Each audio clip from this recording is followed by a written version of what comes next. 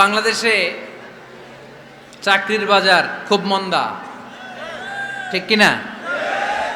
বাংলাদেশ ইন্ডিয়াতে চাকরি পেতে অনেক কষ্ট। সামান্য একটা পদের জন্য যেখানে চেয়েছে ক্লাস 8 পাস, এখানে ডবল মাস্টার ডিগ্রি অ্যাপ্লাই করছে কয়েক লক্ষ। এজন্য আমাদেরকে উদ্যোক্তা হতে হবে। You have to be the entrepreneur. আমাদের উদ্যোক্তা দরকার, বেশি বেশি নতুন নতুন উদ্যোক্তা। নিজেই এমন আইডিয়া নিয়ে আসবে যেই আইডিয়া বিক্রি করে দুর্দান্ত আইডিয়া দিয়ে তুমি পুরো দেশ কাঁপিয়ে দিতে পারো। পারা যাবে না লক্ষ্মীপুরের ছেলেরা? আইডিয়ার অনেক দাম। You have to generate new ideas. নতুন নতুন আইডিয়া এনে মানুষ গোটা বিশ্বকে তাক লাগিয়ে দিচ্ছে। এই যে কত কয়েক বছর আগে কারের একটা রাইড চালু হয়েছে, নাম হয়েছে উবার। কি নাম? ঢাকায় যারা চলাফেরা করেন তারা হয়তো চড়েছেন। উবারের নাম শুনছেন না? এই উবার কোম্পানি কি করে জানেন?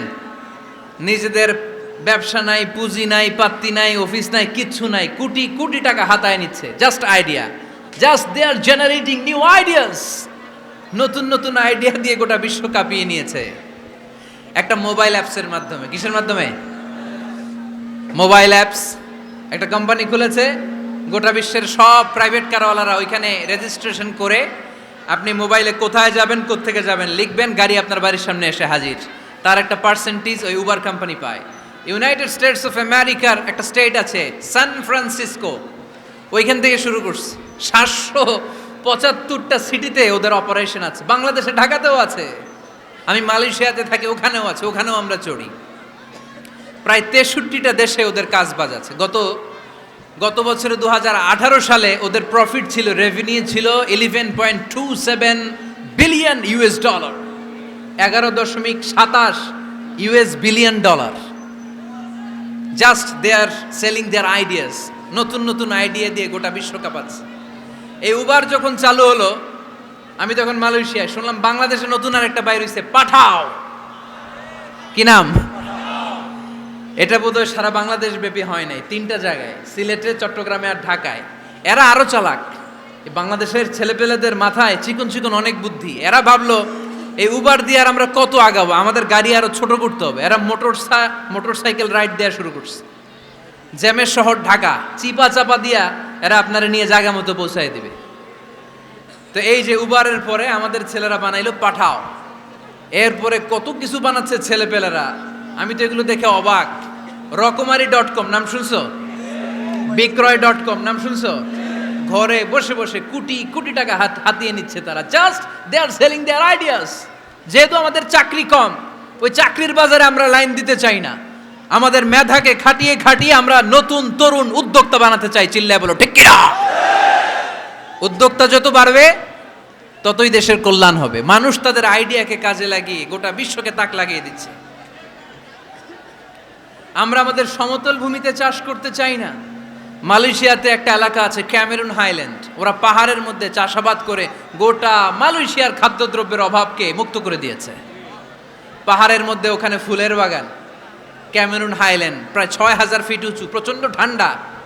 এই ঠান্ডা পাহাড়ি হিল ট্রাক্স এরিয়াতে মালয়েশিয়ার এই ক্যামেরুন হাইল্যান্ডে ওখানে আছে ফুলের বাগান, আছে ফলের বাগান, আছে চায়ের বাগান, ওখানে মধুর চাষ হয়, ওখানে শাকসবজি চাষ হয়, ওখানে অনেক কিছু চাষাবাদ হয়। ওই ফলমূল শাকসবজি দিয়ে গোটা মালয়েশিয়ার 14টা স্টেটে যত শাক সবজি ফলমূল লাগবে ওরা আঞ্জাম দেয়। আর আমরা আমাদের সমতল ভূমিতে চাষ করতে চাই না। আমরা চাষাবাদকে খুব লজ্জা মনে করি। এটা ভুল আইডিয়া। আমাদের যে এলাকা যেই জিনিসের জন্য বিখ্যাত ওইটাকে আমাদের ব্র্যান্ডিং করতে হবে। লক্ষ্মীপুর কিসের জন্য বিখ্যাত? নারিকেল সুপারি। নারিকেল সুপারি যে পৃথিবীর কত মানুষ, ইন্দোনেশিয়ান লোকেরা মুড়ির মতো খায় নারিকেল আর সুপারি। তো এইটারে আমাদের ব্র্যান্ডিং করতে হবে। যেই দেশে যেটা আছে, যে এলাকা যেই পণ্যের জন্য বিখ্যাত ওইটা আমাদের ব্র্যান্ডিং করতে হবে। আমাদের আদমজির জুট মিল বন্ধ না? ভাওয়ানি জুট মিল বন্ধ।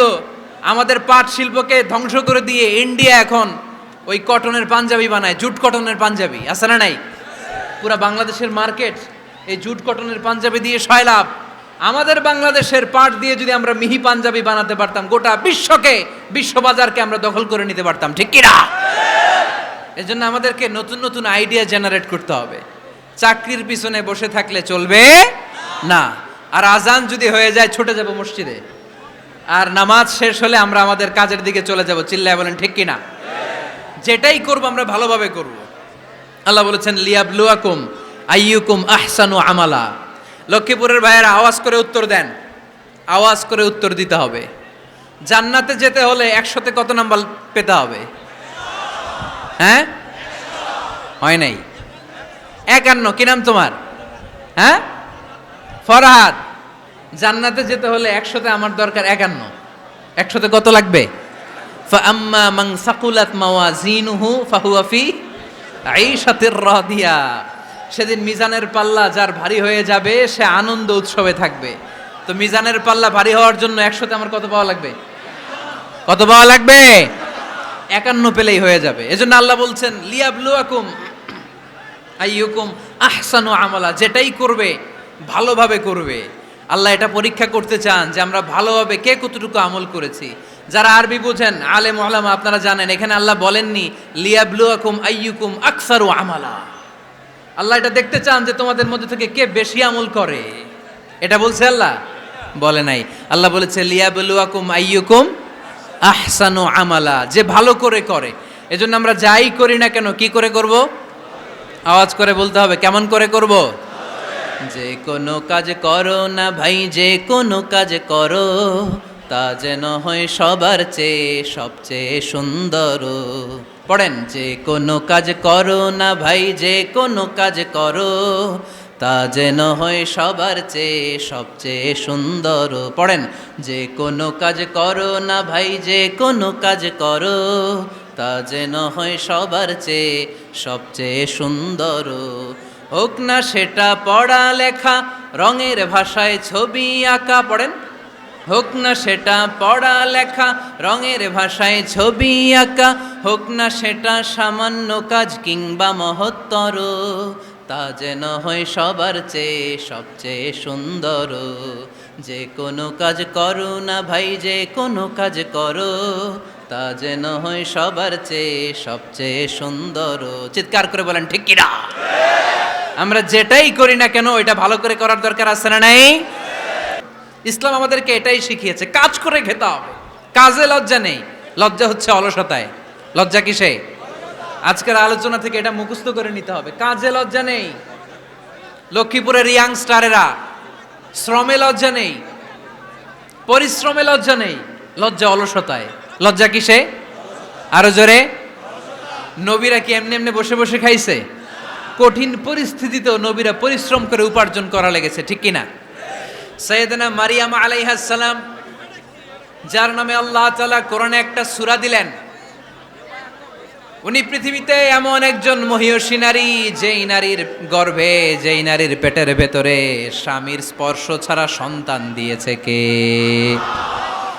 সাইয়েদনা ঈসা আলাইহিস সালাম পেটে আসলেন। মারিয়াম আলাইহিস সালাম লজ্জা পেলেন। হায় হায়, কেমন করে এলাকাবাসীদের কাছে আমি আমার মুখ দেখাবো? বিয়ে করি নাই, স্বামী নাই, বিয়ে হয় নাই, স্বামী নাই, কিন্তু পেটে সন্তান চলে এসেছে। হায় হায়, এলাকায় কেমনে মুখ দেখাবো? লজ্জায় পড়ে মারিয়াম আলাইহিস সালাম এলাকা থেকে চলে গেলেন। কি অবাক করা কাণ্ড! বাচ্চা ভূমিষ্ঠ হওয়ার জন্য, বড় হওয়ার জন্য 6 মাস 7 মাস লাগে নাই, পেটে বাচ্চা আসার সাথে সাথে বাচ্চাটারে বড় করে দিয়েছে কে? সাইয়েদাতুনা মারিয়াম আলাইহিস সালাম এবার বসে পড়লেন, বুঝতে আরম্ভ করলেন প্রেগন্যান্সির পেইন উঠেছে। হঠাৎ করে পেট থেকে বাচ্চা ভূমিষ্ঠ হয়ে যাওয়ার পরে উনি কাঁপতে আরম্ভ করলেন। ক্ষুধার চোটে খাবার কিছু নাই, সামনে ঝর্ণা, উপরে একটা খেজুর গাছ। সাইয়েদনা ঈসা আলাইহিস সালামকে কোলে নিয়ে মারিয়াম আলাইহিস সালাম মনে মনে ভাবে, হায় রে, কেউ যদি একটু খেজুর পেড়ে দিত, এই ক্ষুধার মুহূর্তে আমি খেজুর খেয়ে পেটের ক্ষুধা নিবারণ করতাম। রব্বুল আলামিন মারিয়ামকে উদ্দেশ্য করে আয়াত নাজিল করে দিলেন, ওয়া হুজ্জি ইলাইকি বিজিযইন নাখলাতি তুসাকিত আলাইকি রতবান জানিয়া। কোরআন সাক্ষী, হুজ্জি ইলাইকি বিজিযইন নাখলা, এর মানে হচ্ছে মারিয়াম কেউ পেড়ে দিবে না, একটু কষ্ট করে হাতটা উঁচু করে খেজুরের ডালা ধরে ঝাঁকুনি মারো, টস টসে কাঁচা পাকা খেজুর নিচের দিকে পড়বে, তারপর তুমি তুলে খাবে। সুবহানাল্লাহ পড়েন। আল্লাহ চাইলে অটোমেটিক্যালি কারামাত হিসেবে খেজুরগুলো নিচে ফেলতে পারতেন না? কথা কন, খেজুরগুলো অটোমেটিক্যালি নিচের দিকে পড়ছে? পড়ে নাই। আল্লাহ শিক্ষা দিয়েছে, যেই পরিস্থিতিতে থাকো না কেন তোমাকে শ্রম ব্যয় করে কষ্ট করে তোমার উপার্জন করতে হবে, রিজিকের বন্দোবস্ত করতে হবে। চিল্লায় বলেন ঠিক কিনা? ইসলাম আমাদেরকে এটাই শিখিয়েছে, কাজে লজ্জা নাই। আবার বিশ্বনবী বললেন, ইন খামাতিস সাআ ওয়া ফি ইয়াদি আহাদিকুম ফাসিলাতুন, তোমাদের কারো হাতে যদি একটা চারা বীজ থাকে, সে যদি দেখে কিয়ামত হতে শুরু করেছে, ফাইন ইসতাতা আন ইয়াগরিসাহা ক্বাবলা আন তাকুমাস সাআ ফালইয়াগরিসহা, কারো হাতে একটা চারা বীজ নিয়ত করেছে চারা বীজটা রোপণ করবে, ইন দ্য মিন টাইম দেখলো কিয়ামত হতে শুরু করেছে, বিশ্বনবী বললেন যদি তোমার সুযোগ থাকে কিয়ামত হওয়ার আগে চারা বীজটা রোপণ করে দাও। কথা বুঝতে পেরেছেন? আপনার হাতে একটা চারা বীজ, আপনি প্ল্যান করেছেন এই চারা বীজটা রোপণ করবেন, ইন দ্য মিন টাইম দেখলেন কি হওয়া শুরু হয়েছে, ইযা জুলজিলাতিল আরদু জিলজালাহা, দ্য বিগেস্ট আর্থকোয়েক, ভূমিকম্প শুরু হয়েছে, কিয়ামত হয়ে যাবে। বিশ্বনবী বললেন কিয়ামত হইতেছে ওদিকে, আর তোমার হাতে যদি চারা বীজ থাকে দেরি করো না, কিয়ামত তোমার কাছ পর্যন্ত আসার আগে সুযোগ পেলে চারা বীজটা রোপণ করে দাও। ইসলাম শিখিয়েছে শেষ নিঃশ্বাস পর্যন্ত তোমাকে লড়ে যেতে হবে। এই পৃথিবীতে কেউ কাউকে জায়গা করে দেয় না, জায়গা করে নিতে হয়। এই পৃথিবীটা, the life is not a bed of roses, এটা ফুল বিছানো কোনো ফুল সজ্জা নয়, এটা কণ্টকাকীর্ণ। কেউ আপনার স্পেস করে দিবে না, কেউ আপনাকে সুযোগ করে দিবে না, কেউ আপনার জায়গা করে দিবে না, বরং আপনি জায়গা করে নিলে টাইনা নিচে নামাবে। কথা বলেন? এজন্য কখনো অলসতাকে স্থান দেয়া যাবে। রসুল বাত্তালি দুক্কানু শয়তান, অলস মস্তিষ্ক শয়তানের আড্ডা। অলস যদি কেউ থাকে এটাতে টেনে বেঁধে কাজে নামাবেন, পারা যাবে? আলহামদুলিল্লাহ লক্ষ্মীপুরে এরকম অলস ছেলে পেলে নাই।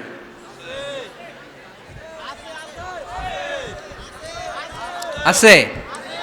আমরা আজকে অলসতাকে নো বলে যাবো এই মাহফিল থেকে। অলসতাকে আমরা কি বলবো? আওয়াজ করে বলতে হবে, অলসতাকে কি বলবো আমরা? মুমিনের জীবনে কোনো অলসতা নাই। অলস হয় মুনাফিকরা। অলস হয় কারা? চিল্লায় বলতে হবে। মুমিনরা অলস হয়? অলস হয় কারা? এজন্য কোরআনে আল্লাহ একথাও বলে দিলেন, ওয়াইযা কামু ইলাস সালাতি কামু কুসালা ইউরাউনান নাসা ওয়ালা ইয়াযকুরুনাল্লাহা ইল্লা কালিলা। সুবহানাল্লাহ পড়েন। মুনাফিকরা যখন মানুষকে দেখানোর জন্য নামাজে যায়, ওই নামাজে তাদের ইখলাস নাই, ওই নামাজের ভেতরে তাদের কোনো খুশু খুদু নাই, ওই নামাজের ভেতরে আছে শুধু অলসতা।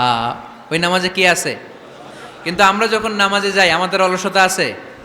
আমরা নামাজ পড়লে আমাদের হৃদয়টারে সজীব করে দেয় কে? আমরা উযু করলে আমাদের মনটাকে চাঙ্গা করে দেয় কে? আমরা মসজিদে ঢুকলে হৃদয়টাকে প্রাণবন্ত করে দেয় কে?